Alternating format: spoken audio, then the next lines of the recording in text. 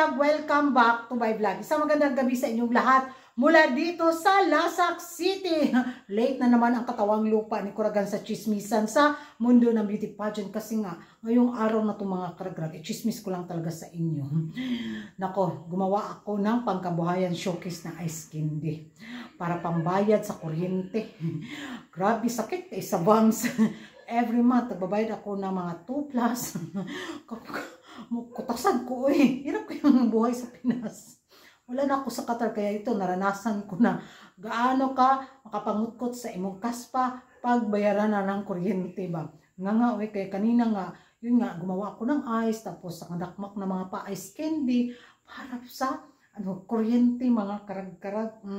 Nanakit yung mga daliri ko, buti na lang tilulungan ako ng ex-sister-in-law ko. Kaya ayun, natapos ko mga karag-karag. Mga karag-karag, ang mga latest na mga chismis na pinag-uusapan ng ating mga active na mga chismosa ng mga kapitbahay na taga Milky Way. So doon ako tumambay sa kanila mga beauty pageant pages na kung saan bullseye talaga sa budlat na kung mata yung pinagchichismisan nila. Nako, gustong-gusto talaga nila si Atisa Manalo. Kita nyo naman sa ating paminupusal na pa-outfit. Yung pa-pink ni Atisa Manalo, hinanapan ko talaga ng paraan, di ba? Yung nag-order ka sa online na ganito kaganda at ka-sexy. Tapos yung dumating, ganito na, bahala ko ragan butdan kasi mong tiyanday laban para sa pangkabuhayan showcase.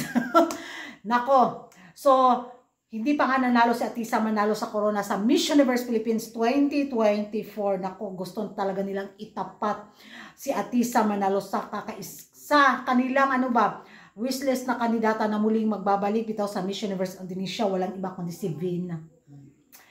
Si Vena daw ang magiging katapat ni Atisa Manalo na magpapataob sa pins. Wow, sana all. Manika versus Ritokada. Pero meron naman mga din taga Milky Way na bit din talaga nila si Atisa Manalo kasi barbihan daw talaga ang face lock. O supporters din sila sa sa laban ni Atisa Manalo. Pero yung iba talaga umasa na magbanggaan daw si Atisa at saka si Vena.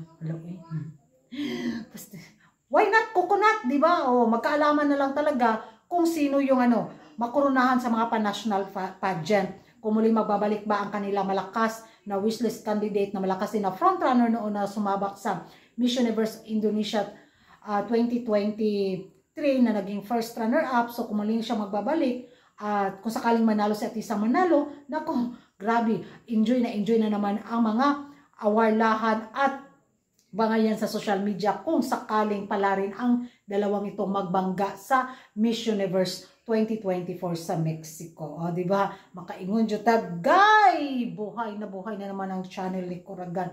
At buhay na naman si Hello the Universe nito dahil magsalpukan na naman ang mga fans at bitaw sa butuhan.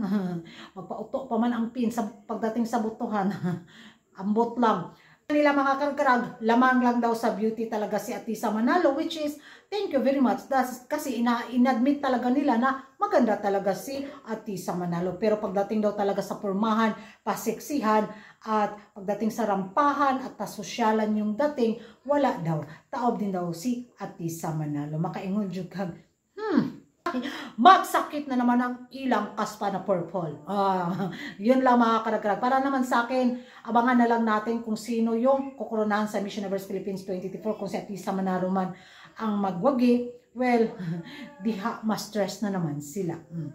That's all for today mga karagkarag. Ano yung masasabi nyo na nakahanap na sila ng pantapat kung sakaling manalo si Atisa Manalo? Sa tingin nyo mga karagkarag, malamangan kaya si Atisa Manalo sa kanilang Vena sa Miss Universe 2024. Mag-ingay tayo sa comment section at kung hindi ka pa nakapag-subscribe sa YouTube channel ko, don't forget to like and subscribe.